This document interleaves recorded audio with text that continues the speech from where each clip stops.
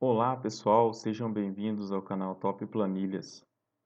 Hoje nós vamos falar sobre duas funções básicas, a diferença na verdade de duas funções e as suas variações na verdade, que é a função dia-trabalho e a variação dela, né, que é dia-trabalho.intl, e a função dia-trabalho total e a variação dela, que é dia-trabalho total.intl.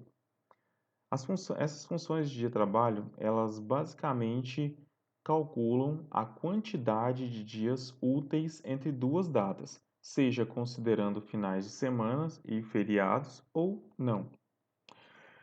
A função dia-trabalho, ela vai retornar um número de série que corresponde à data. Por quê? No Excel, o número 1 ele corresponde ao dia 1 de 1900.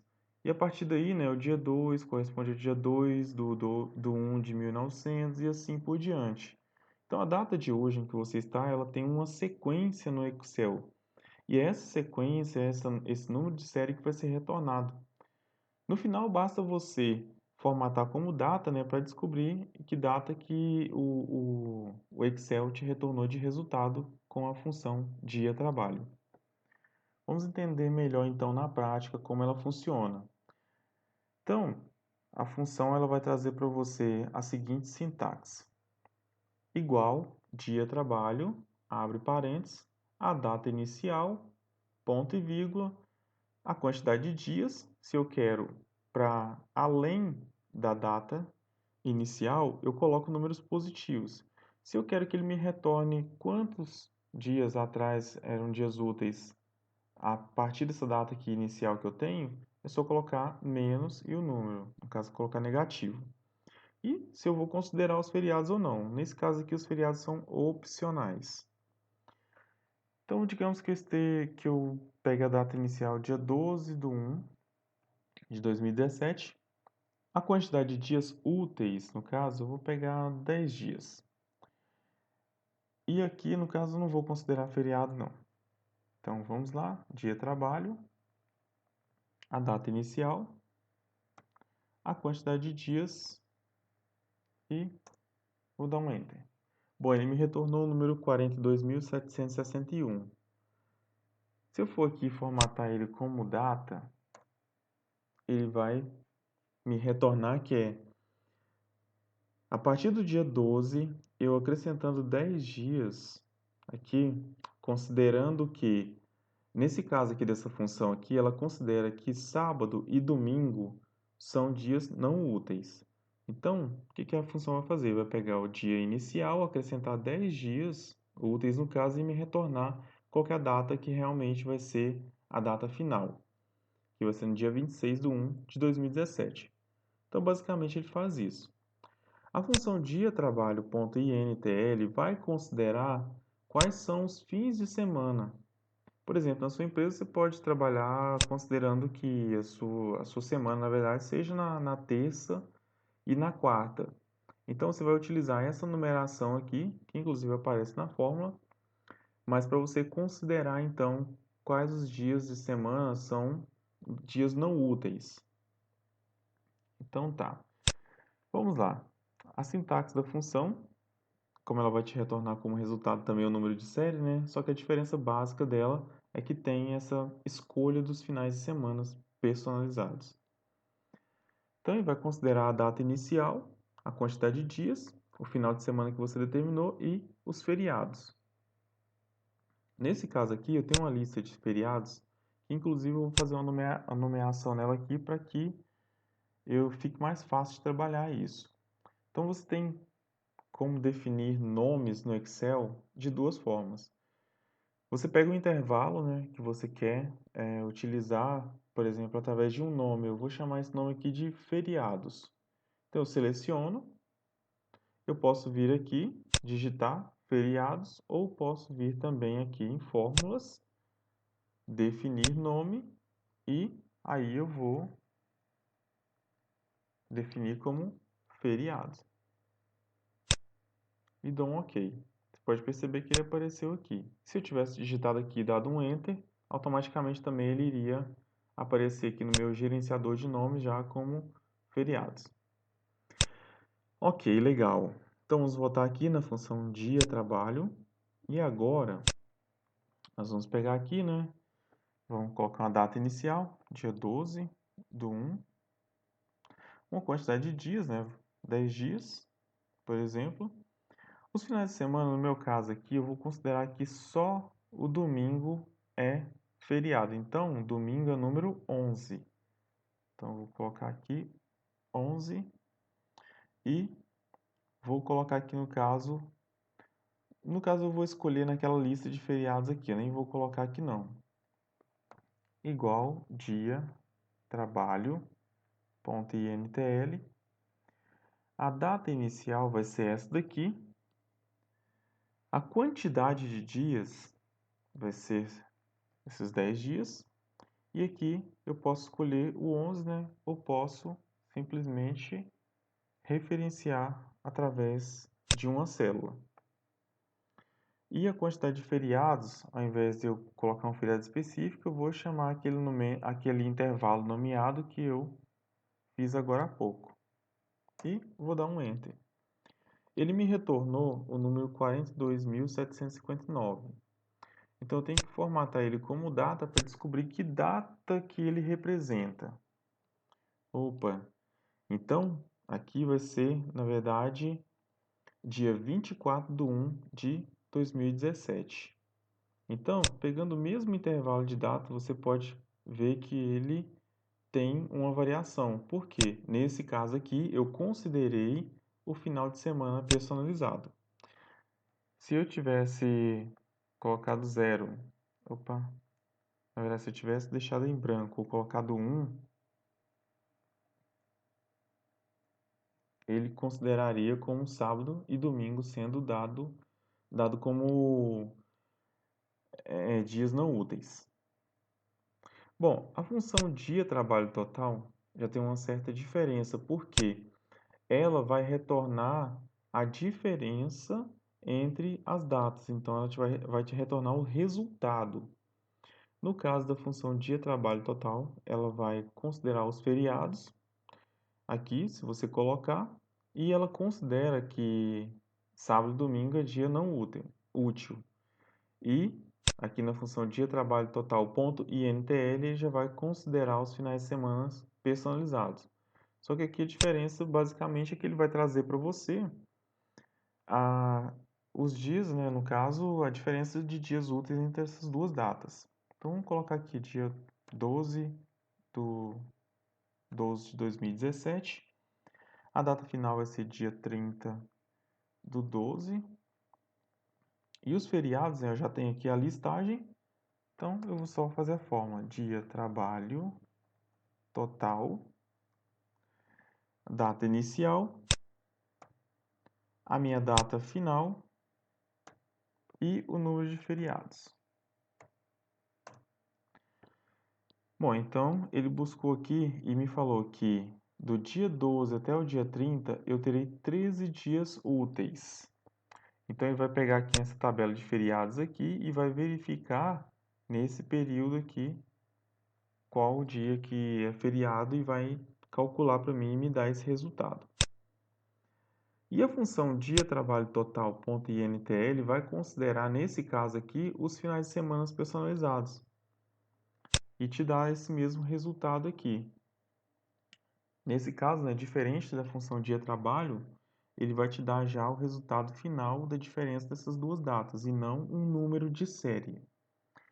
Então vamos considerar aqui de novo aquele mesmo período, 12 até dia 30/12, e o final de semana, eu não vou colocar aqui, eu já vou colocar direto na forma para você perceber também. Dia trabalho total.intl. A data inicial vai ser essa daqui. A data final vai ser essa. E eu vou escolher aqui como somente domingo, sendo o meu dia não útil. E também eu vou agora, né, chamar novamente aquele intervalo nomeado e fechar parênteses, dar um Enter.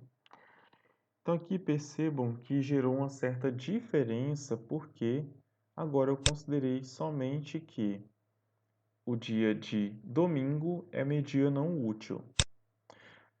Estendendo um pouco mais o exemplo, né, numa questão mais prática aqui, onde você pode utilizar, digamos que você tem uma empresa, que é a empresa Solution Apps Comerciais, e nisso, né, você quer calcular um prazo de entrega para ver se está tudo dentro da conformidade ou não conformidade, no caso, tem alguma coisa que está saindo da conformidade.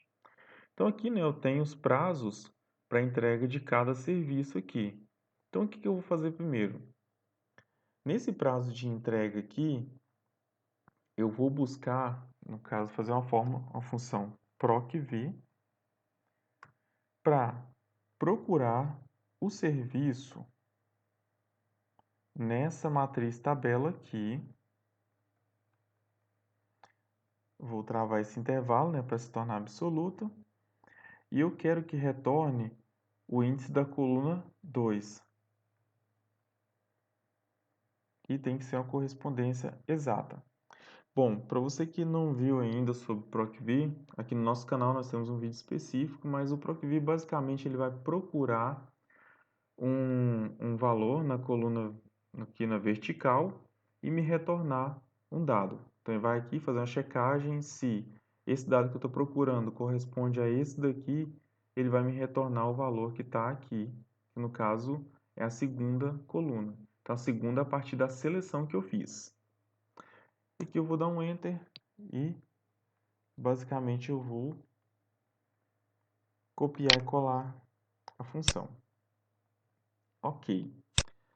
Bom, a data prevista para entrega aqui eu posso utilizar, por exemplo, a data dia trabalho total.intl igual dia trabalho.intl.